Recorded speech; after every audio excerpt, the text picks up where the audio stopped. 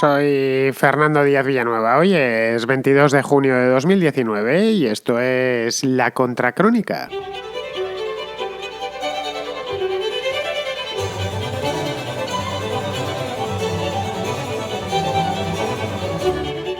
Bienvenidos a la contraportada de hoy, de esta semana. Volveremos con ella ya en el mes de julio, porque el programa de libros, como el de cine, se hace solo cada 2 semanas, no por falta de ganas, sino porque es que el mes solo tiene 4 sábados. Bueno, hay algunos meses contados, eso sí, que de vez en cuando viene un mes con 5 sábados, pero no es lo habitual, así que no puedo meter más contraportadas de las que me permiten los días los sábados que hay disponibles a lo largo del mes. Hoy vamos con un libro, el libro principal, como bien sabéis, desde hace un par de meses procuro titular, lo hago, de hecho, titulo el programa con el libro principal, el libro de la semana, que luego pasa a la contrabiblioteca, que es una sección que tenéis en mi página web, diazvillanueva.com, lo digo por si no la conocíais, y ahí están los libros de la semana desde que empezó este espacio. Este espacio de los libros pues fue el primero que nació, pues luego posteriormente nacería el Contraplano, y luego ya mucho más tarde el Contrapunto, aunque ese solo es para patronos, el Contrapunto es de temas musicales. Bien, la contraportada como tal nació, estoy haciendo memoria ahora mismo, pues si este programa empezó en 2016, pues el año siguiente, 10 meses después, no sé si en diciembre de 2016 o enero de 2017, de manera que llevamos ya un montón de programas, lo cual a mí me congratula mucho porque nunca pensé que pudiésemos, que me llegasen tantos libros, porque son un montón. Este es el programa número 56 de la contraportada, así que calculad. Bien, si queréis participar, y espero que lo hagáis, porque además en este es en el que menos participáis de todas las contras, y ya lo siento, el número de WhatsApp al que tenéis que enviar vuestras notas es el siguiente. Lo voy a decir solo una vez porque se me acaba el tiempo y quiero pasar ya directamente con La vida es sueño, que es un pedazo de obra de teatro. Es el 690 82 7909. Tiene que durar aproximadamente 2 minutos, 3 minutos. Al tratarse de libros, pues se puede largar un poquito más, no hay problema. Eso sí, solo os pido que se escuche bien, es decir, sin ruidos ni nada por el estilo que nos dificulte a los que estamos escuchando el programa, nos dificulte escucharlo bien. Bueno, pues con esto, ya he dicho que lo iba a decir solo una vez, y lo digo solo una vez, pasamos directos a la contraportada.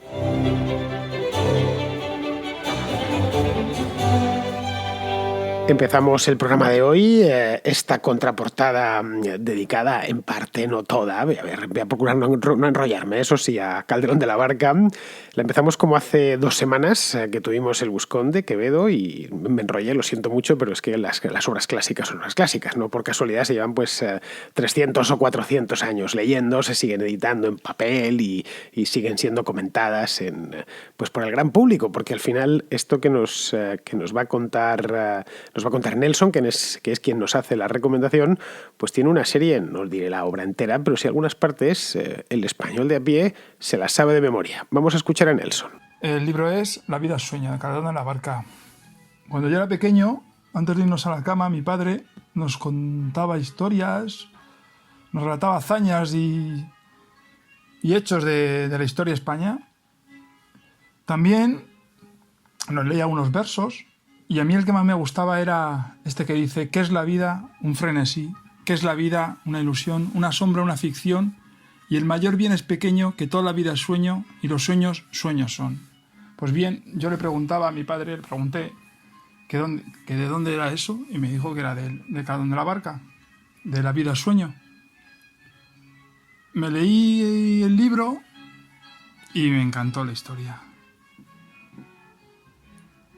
Historia que he visto reflejada luego en multitud de películas y dije, joder, qué tío, Calderón de la Barca. Pues nada, aquí va mi recomendación y espero que os guste. Una cosa, si estás buscando en tu página web, he puesto La vida es sueño y no salía, así que pienso que nadie lo ha recomendado. Si es que alguien lo ha recomendado, pues para no repetir, obvia el mensaje. Muchas gracias. Nada, espero que os guste. Pues no, Nelson, nadie nos había traído hasta ahora La vida es sueño.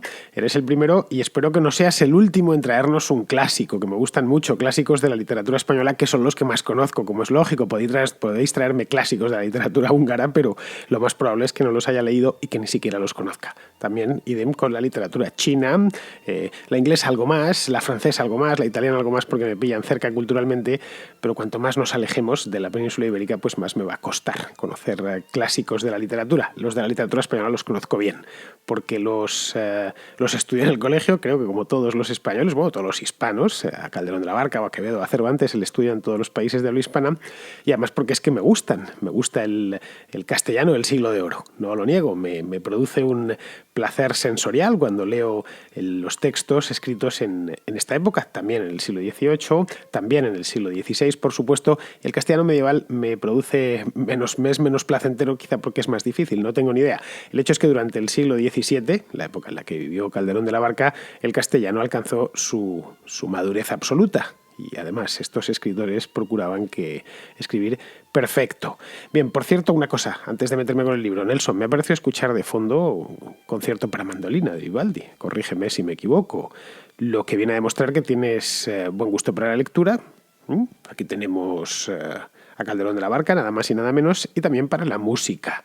No sé qué versión es, lo he escuchado un par de veces a ver si la conseguía pillar, la versión exacta, pero vamos, no he dado con ella, pero por la velocidad de interpretación casi se diría que es la de Fabio Biondi, la Europa Galante. Ya te digo, corrígeme, pero creo que es esa, porque estos de la Europa Galante le imprimen a las piezas un ritmo endemoniado. Bien, yo creo que Vivaldi no es mal fondo para leer a Calderón de la Barca, eso es la verdad. ¿Por qué? Pues porque ambas, uno poniendo música y otro poniendo letras encima de un papel, pues son auténticos maestros, fueron, mejor dicho, auténticos maestros, y además que vivieron casi en la misma época. No fueron exactamente contemporáneos, pero casi, ¿eh? Calderón murió en 1681, y Antonio Vivaldi nació en 1678, así que coincidieron en el tiempo, lo que pasa es que muy poquito, y además en distintas ciudades. Pedro Calderón de la Barca era madrileño, pues como Quevedo, que os decía la semana pasada, como Lope, como Tirso de Molina, como Cervantes, en fin, que en esta ciudad coleccionamos a los genios literarios. Pues no sé por qué, porque a falta de otros entretenimientos quizá, otros entretenimientos mejores, como por ejemplo mirar el mar, que no tenemos, pues largamos en verso y en prosa con bastante facilidad, los naturales de la villa y corte. Bien, el caso de Pedro Calderón de la Barca no tiraba de prosa sino de verso, porque él fue básicamente un dramaturgo, y en el siglo XVII las obras de teatro se solían escribir por regla general en verso. En el Madrid de esta época, de la época de Calderón y de Quevedo, que sí fueron coetáneos, aunque Calderón era algo más joven, 20 años más joven que Quevedo, pero vamos, coincidieron. Evidentemente llegaron a tener trato el uno con el otro, que uno se dedicaba más a la poesía y a otras cosas, y o a escribir el Buscón, por ejemplo, y el otro a hacer obras de teatro. Pues en el Madrid de esta época había mucha afición al teatro, muchísima, y por lo tanto mucha demanda de obras nuevas. Lope de Vega vivió toda su vida, Lope de Vega sí es un poco anterior, tanto a Quevedo como a Calderón, y no mucho, pero algo anterior. Y vivió toda su vida de escribir obras de teatro que se estrenaban con mucho éxito en Madrid. Había dos teatros principales, aparte de los teatros que estaban en los palacios. El Palacio Real, por ejemplo, el Alcázar pues tenía el suyo, los palacios de los aristócratas. Luego había dos teatros populares a los que podía ir cualquier madrileño, que además eran relativamente baratos. Se interpretaba mucho en la calle. Esto que vemos ahora cuando vamos por Madrid o por cualquier ciudad y vemos a gente interpretando pequeñas piezas y nos parece muy sorprendente, esto no es nuevo, esto se ha hecho siempre. Es decir, cuando vemos a la gente tocando música por la calle, los auditorios, las salas de conciertos nacieron después. El arte siempre nace, es ascendente, es una expresión del ser humano, de cualquiera de nosotros, y por lo tanto ha habido obra, teatro en la calle, ha sido algo connatural a las ciudades, no solo a Madrid, sino yo creo que a todas las ciudades del mundo, por lo menos a las ciudades en las que ha habido, las civilizaciones en las que han tenido esta expresión artística que es el teatro. Y aparte de eso, como había tanta afición, pues se fueron creando corrales, que es como se llamaba en aquel entonces a los teatros, y los dos más importantes, los que más público tenían, eran el Corral de la Cruz y el Corral del Príncipe. No los busquéis en el Callejero de Madrid porque dejaron de existir hace mucho tiempo. Ninguno de los dos existe. No sabemos tampoco cómo eran exactamente. Serían del estilo, eran patios realmente, corrales, lo dice la palabra, parecidos al corral de comedias que hay en Almagro, en Ciudad Real, que se conserva tal y como eran los corrales de aquella época del siglo XVII. De ahí que algunas películas pues que están ambientadas en esta época, en el siglo de oro, pues terminan rodándose en Almagro, que es una ciudad pequeñita que está muy cerquita de Ciudad Real. Una auténtica maravilla. Estuve yo por allí, por cierto, el año pasado por estas fechas. Fui en junio, bajé con la moto hasta Almagro, fue nada, ir y volver apenas un par de días, de unas fotos estupendas y además, pues por supuesto, pude ver toda la corral de comedias incluido. Bien, el del Príncipe no está, pero sí ha tenido un teatro que se le hizo encima. Si conocéis Madrid, sabréis dónde está el Teatro Español, en la Plaza de Santa Ana, que es donde termina la calle del Príncipe. Pues ahí estaba el Corral del Príncipe. El edificio actual del Teatro Español no es del siglo XVII, sino de 2 siglos más tarde, de mediados del siglo XIX. Bien, pues ahí es donde estrenó Calderón de la Barca La vida sueño, y esto fue en el año 1636. La vida sueño es una de las obras cumbre de la literatura española, una obra maravillosa, peculiar además. No es una comedia, ni pretende serlo, es una obra, pero tampoco es un dramón, no es como otras obras calderonianas. Esta es filosófica, de cierta profundidad conceptual, lo que nos viene a demostrar que los madrileños de la época no sabrían leer, y no sabían leer, la mayor parte de hecho, pero sí sabían pensar, porque es una obra que está pensada o está concebida para que el espectador no se hizo para ser leída. De hecho, tardó años en publicarse impresa. Quien quería leer la vida sueño al principio tenía que leérsela de los labios a los actores, porque es como se compuso para ser interpretada como toda buena obra de teatro, lógicamente. Bien, el tema principal y central de esta obra de teatro es el cautiverio, es decir, la ausencia de libertad. Segismundo, que es el protagonista principal de la obra de teatro, es el hijo del rey de Polonia, y el hijo del rey de Polonia, una Polonia ficticia y un rey de Polonia ficticio, como os podéis imaginar, y está recluido por orden de su padre, que se llama Basilio, el rey de Polonia, por miedo a que se cumpla la profecía de un oráculo que les había dicho que Segismundo humillaría a su padre ante el pueblo y se quedaría con la corona. A partir de ahí ya se desarrolla toda la trama. Luego aquí ya tenemos, como veis, un gran tema y una gran pregunta, que sería: ¿existe el libre albedrío o estamos, determinados a actuar de una forma concreta? Estamos marcados, nuestro destino está marcado.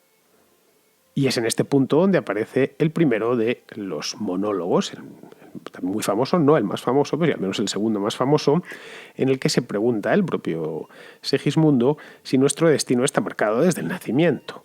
Este monólogo, como ya os digo, es bastante conocido y dice lo siguiente: eso sí, vamos a musicalizar la lectura, que menos. Vamos a poner, por ejemplo, y esto a Nelson le encantará, un poquito de Vivaldi, concierto para guitarra, por supuesto, aunque esta vez no te voy a poner el de Fabio Biondi, sino la versión de Los Romeros, que también suena estupendamente. Ay, mísero de mí, ay, infelice. Apurar, cielos, pretendo, ya que me tratáis así, ¿qué delito cometí contra vosotros naciendo? Aunque si nací, ya entiendo qué delito he cometido. Bastante causa he tenido vuestra justicia y rigor, pues el delito mayor del hombre es haber nacido. Solo quisiera saber, para apurar mis desvelos, dejando a una parte, cielos, el delito de nacer, ¿qué más os pude ofender para castigarme más? ¿No nacieron los demás? Pues si los demás nacieron, ¿qué privilegios tuvieron que yo no gocé jamás? Nace el ave y con las galas que le dan la belleza suma, apenas es flor de pluma o ramillete con alas. Cuando las etéreas alas corta con velocidad, negándose a la piedad del nido que deja en calma. Y teniendo yo más alma, tengo menos libertad. Nace el bruto y con la piel que dibujan manchas bellas, apenas signo es de estrellas, gracias al docto pincel, cuando, atrevida y cruel, la humana necesidad le enseña a tener crueldad, monstruo de su laberinto. Y yo, con mejor instinto, ¿tengo menos libertad? Este monólogo que acabo de leer es de la primera jornada. Son 3 jornadas, se divide en 3 jornadas, como 3 actos, la vida sueño. En la segunda jornada, cuando el rey le ha liberado, para probar si la profecía es cierta o son simples habladurías, y luego vuelve posteriormente a encerrarlo. Tampoco os quiero destripar la obra de teatro. Pues Segismundo a solas hilvana el segundo soliloquio. Es verdad, pues reprimamos esta fiera condición, esta furia, esta ambición, por si alguna vez soñamos. Y si haremos, pues estamos en un mundo tan singular, que el vivir solo es soñar, y la experiencia me enseña que el hombre que vive sueña lo que es hasta despertar. Sueña el rey que es rey, y vive con este engaño mandando, disponiendo y gobernando, y este aplauso que recibe prestado, en el viento escribe, y en cenizas le convierte la muerte, desdicha fuerte, que hay quien intente reinar viendo que ha de despertar en el sueño de la muerte. Sueña el rico en su riqueza que más cuidados le ofrece, sueña el pobre que padece su miseria y su pobreza, sueña el que a medrar empieza, sueña el que afana y pretende, sueña el que agravia y ofende. Y en el mundo, en conclusión, todos sueñan lo que son, aunque ninguno lo entiende. Yo sueño que estoy aquí, de estas prisiones cargado, y soñé que en otro estado más lisonjero me vi. ¿Qué es la vida? Un frenesí. ¿Qué es la vida? Una ilusión, una sombra, una ficción, y el mayor bien es pequeño, que toda la vida es sueño, y los sueños, sueños son. Bueno, este monólogo que conocéis y habréis escuchado todos un montón de veces, y lo habréis leído, por supuesto, es oro puro. Lo tiene absolutamente todo. Tiene hipérboles, metonimias, retruécanos, bueno, y todo además para mostrarnos algo tan elemental como que en ocasiones el sueño y la realidad son indistinguibles. Y esto es así, es un hecho. No es algo que se le ocurriese a Calderón, sino que creo que todos los seres humanos, desde que los seres humanos existimos sobre la faz de la Tierra, más de una vez hemos pensado que no sabemos distinguir una cosa de la otra, porque a veces es realmente difícil distinguirlas.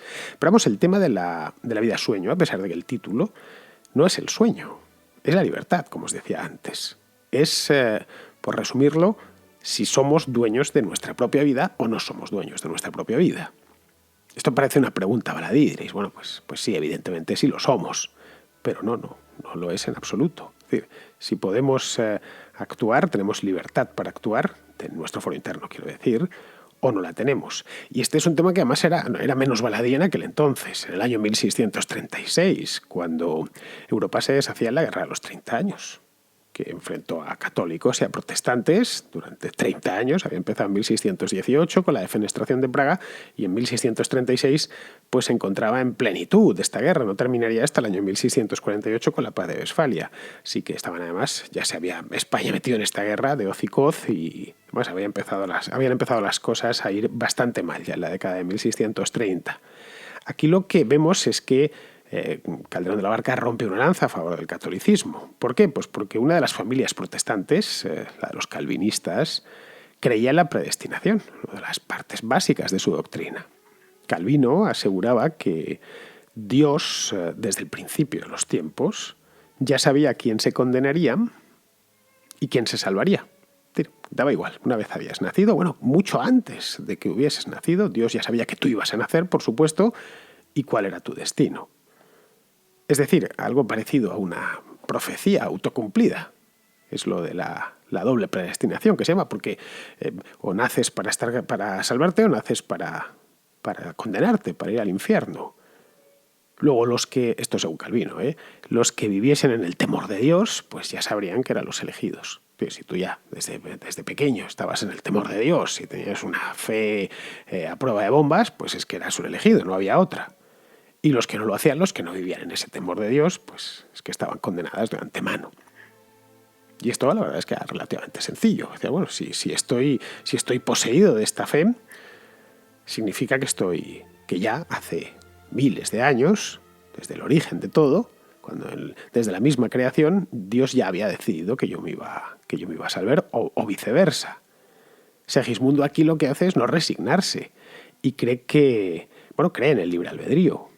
Algo en lo que insistía en aquel entonces la Iglesia Católica. Es decir, nadie está predestinado y las obras importan. Esto era un problema que también había tenido con el propio Lutero. Lutero no estaba con lo de la predestinación, pero sí con lo de la sola fe, la sola escritura. Es decir, aquí da igual que le des limosna a los pobres o no se la des, que seas bueno, malo, regular. Lo importante y la clave, todo es cuestión de que tengas fe. Y en la obra de teatro, en La vida sueño, de Calderón de la Barca, el propio Segismundo lo deja claro tras hablar con Clotaldo, esto es en la tercera jornada, ya la parte final de la obra, cuando dice: a reinar fortuna vamos, no me despiertes si duermo, y si es verdad no me duermas. Más, sea verdad o sueño, obrar bien es lo que importa. Si fuere verdad, por serlo, si no, por ganar amigos para cuando despertemos. Yo creo cuando dice más sea verdad o sueño, obrar bien es lo que importa, romper una lanza por el catolicismo. Bien, pues ya termino porque estoy mirando el reloj y al final se me ha ido a un cuarto de hora esto. Sabía que me iba a enrollar, pues porque era inevitable. La obra esta es muy buena. Supongo que todos o casi todos la habéis leído, porque esto se leía. Yo lo leí en el bachillerato, recuerdo. Y luego más, después pues la he disfrutado varias veces porque me gusta mucho, como os decía antes, leer este castellano del Siglo de Oro. Por lo demás, pues la tenéis disponible en PDF, en un montón de sitios. Calderón murió en 1681, pues así que os podéis imaginar dónde se quedaron sus derechos de autor. Pero vamos, también está en papel, la tenéis en algunas editoriales, la tienen. Yo la tengo en la edición, creo que es una de las más famosas, es la de Cátedra, la tengo aquí encima, os acabo de leer estos textos del libro. Es la edición de Ciriaco Morón en letras hispánicas, una colección típica de estudiantes. Es un libro breve, tiene 200 páginas y por lo tanto se lee pues prácticamente de un tirón. También podéis verla interpretada, no deja de ser una obra de teatro. Interpretada por actores, quiero decir. El año pasado la programaron en el Teatro de Bellas Artes de Madrid y hace un par de años la dieron en los teatros del Canal.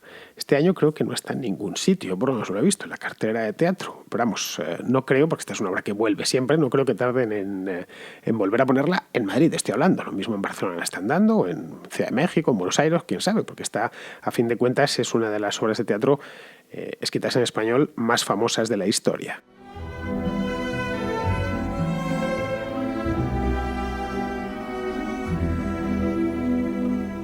Pues al final, como os decía antes, me he comido buena parte del programa con esto de La vida sueño de Calderón, pero vamos, aún me queda tiempo para al menos un par de libros más.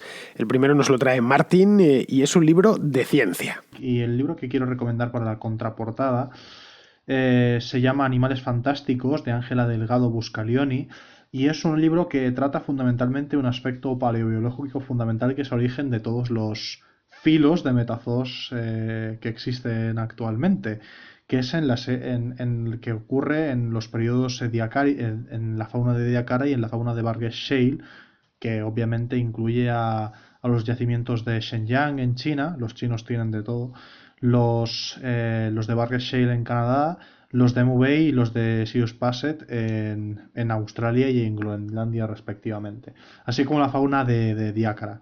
Y entonces te narra, por ejemplo, los posibles orígenes que pudo tener la fauna, y te narra también la extraña fauna de Ediacara, o la de Burgess Shale, que la gente fliparía con la cantidad de organismos que hay. Y es un periodo revolucionario en la historia de nuestro planeta, porque surgen los principales filos de los seres vivos y existen sus modelos corporales en la actualidad. Y te intenta explicar las causas y las razones y las distintas teorías paleobiológicas acerca de ello. Es un libro muy recomendable para aquellos que estén muy interesados en paleobiología. Muchas gracias. Bueno, Martín, cuando he oído lo de Animales fantásticos pensaba que se trataba de la novela esta de J.K. Rowling, la de Harry Potter. Es que hizo una novela que se llamaba, ¿cómo se llama? Los Animales fantásticos, una novela para niños, obviamente, que llevaron al cine hace, pues no sé si 2 o 3 años. Claro, esperaba eso durante una décima de segundo, y luego pues lo que me ha salido es con un libro científico del que desconozco absolutamente todo. Pero bueno, ahí está, y os lo dejo. He ido a buscarlo a ver si por dónde podéis encontrarlo, y la verdad es que no creo que sea fácil, porque es del año 1999, y un libro de 1999 publicado en una editorial pequeña, como es el caso de este libro Animales fantásticos se llama, que nos recomienda Martín, pues la verdad lo tengo aquí. Título: Animales fantásticos, la creación de un reino hace 1000 millones de años. Autora Ángela Delgado Buscalioni. Bueno, 1999, ediciones Libertarias, así que es posible que lo encontréis o es posible que no. Yo os pongo, de cualquier manera, supongo que la Editoriales Libertarias tiene una página web en voy a ponerla en diazvillanova.com, os pongo la referencia, cuesta 10 euros y por supuesto no lo tienen para Kindle ni para lectores digitales. Pero bueno, seguro que lo has pillado en la facultad, en la biblioteca de la facultad, porque Martín estudia ciencias biológicas, donde, como bien sabéis, en las bibliotecas de las facultades hay libros que no se encuentran en ningún otro lugar de todo el planeta, nada más en la biblioteca de esa facultad. Esto bien que lo sabemos los que hemos echado unas cuantas horas de nuestra vida en la biblioteca de la facultad. Bien, vamos con otro más. Este nos lo trae Agustín y se trata de una biografía de Octavio Paz. Hola Fernando, hoy traigo para la contraportada un libro titulado Octavio Paz, el poeta y la revolución, con motivo de su centenario, y escrito por un colaborador cercano llamado Ernesto Kraus. Bueno, es la biografía del poeta mexicano y evolución de las ideas de la saga de los Paz, empezando por Ireneo Paz, el liberal demócrata del siglo XIX, siguiendo por su padre, Octavio Paz Solórzano, que vivió la Revolución Zapatista, y llegando a él, a Octavio Paz, el poeta revolucionario que llegó a ser Premio Nobel de Literatura. Es una biografía con especial énfasis en la evolución de las ideas, desde el liberalismo democrático, pasando por la Revolución Mexicana, la Revolución Soviética y la Revolución Cubana, para llegar al final de su vida de nuevo al liberalismo democrático, revisado por su experiencia. Bueno, es un lúcido intelectual que creo que merece la pena reivindicar. Se desengañó pronto de las revoluciones soviética y cubana, a diferencia de otros intelectuales como Neruda que siguieron militando el Partido Comunista. Es un sensato reconciliador con el pasado histórico de México, con el orden monárquico y católico, y también con el pasado indigenista. Seáis o no mexicanos, os lo recomiendo especialmente. Pues muchas gracias, Agustín. No he leído este libro y, bueno, para quien le guste Paz, pues me parece una obra muy interesante. El libro es relativamente reciente, es del año 2014 y lo tenéis en papel. Está publicado por la editorial de Bolsillo y también en edición Kindle. Al que sí he leído es a Enrique Krause, porque es un autor que me gusta mucho. Por aquí, de hecho, han pasado ya 2 libros suyos, hace no mucho. Por aquí pasó El pueblo soy yo y pasó también Redentores, que ya en su momento pues los recomendé. Bien, me entra uno más antes de irme, que me entra un librito. Este nos lo trae Gonzalo y es un libro de divulgación científica. Llamo para recomendar un libro de Isaac Asimov. Mucha gente conoce a Isaac Asimov como escritor de ciencia ficción y yo lo conocí así. Sus primeros libros que leí fueron de Isaac Asimov, eran de ciencia ficción. Me gustaba bastante cuando era un adolescente, pero ya al crecer y diversificar mis lecturas, pues me fue gustando menos. Pero tiene otra faceta Asimov, que es la de divulgador. Fue un magnífico divulgador. Eso voy a recomendar uno de sus libros de divulgación. Se llama Breve Historia de la Química. Es un libro pues, que hace eso, cuenta cómo fue la evolución de la química a lo largo del tiempo y está escrito para todo el mundo. No hace falta saber química en absoluto, es más, te dará una leve idea de cómo funciona cómo ha ido evolucionando la química.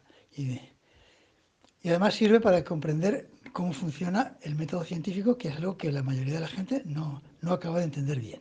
Bueno, Gonzalo, Asimov fue un auténtico superdotado. A mí de niño también me llamaba la atención. Creo que a todos nos gustaba. Yo fui niño cuando Asimov todavía estaba vivo. Asimov murió a principios de los años 90 y escribía sobre todo. Este hombre escribió sobre ciencia ficción, sobre muchísimo novelas, relatos de todo tipo, divulgación científica también, por supuesto, y divulgación histórica. Esa es una de las facetas de Asimov para muchos, incluso lectores suyos, sus facetas más desconocidas. Por aquí han pasado ya varios libros, entre ellos casi todos de ciencia ficción, cierto es, pero pasó uno hace ya un tiempo, hace pues un par de años, uno histórico, pasó Constantinopla, que es una breve historia del Imperio Bizantino. Asimov escribió también una historia de los Estados Unidos y escribió una historia de la antigua Roma, es decir, que le gustaban todo tipo de temas. En fin, que es un autor que murió hace nada más y nada menos que 25 años, pero se le sigue editando y leyendo con gran interés por parte de sus antiguos lectores y también de las nuevas generaciones, porque están sacando sus libros también en ediciones digitales, lo cual está muy bien. En fin, que al final Asimov a lo tonto se ha terminado convirtiendo en un clásico. Muy bien, queridos amigos, pues con esto ya sí que sí, ya termina la contraportada de hoy y os emplazo a volver por aquí mañana, que tenemos contrarréplica.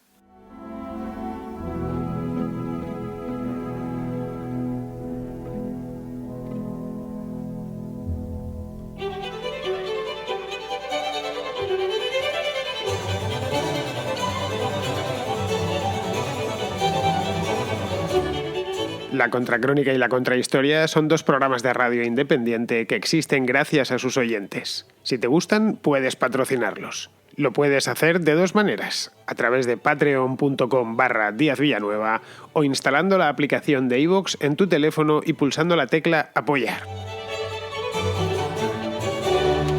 Solo por ser patrono podrás escuchar El Contrapunto, un programa musical distinto a todos los demás. Pero, sobre todo, hazte patrón para que la Contracrónica y la Contrahistoria se sigan emitiendo por los siglos de los siglos. Amén.